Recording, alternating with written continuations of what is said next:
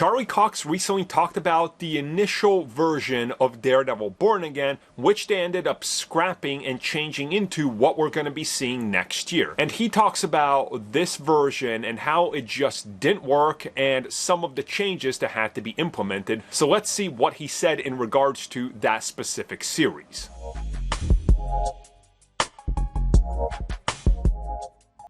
So by now, I think most of you know that Daredevil Born Again, the version we're going to be watching next year, is not the version that they intended to make. Originally, it was supposed to be 18 episodes, and Daredevil did not actually fully show up suited up until the 4th episode. The series was supposed to be a lot more crime procedural and a lot less, well, Daredevil.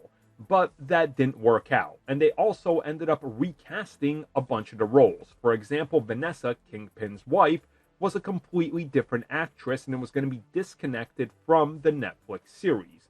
But recently, Charlie Cox was talking about this, how complicated it was, and of course, the awful things he's heard about it.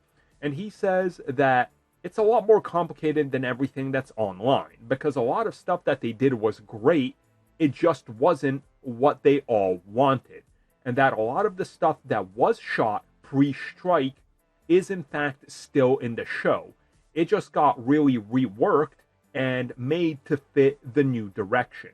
Now, of course, I think it's safe to say that any of the stuff that they shot with the old Vanessa actress that they recast with the one from the Netflix series is probably out, because that would be confusing.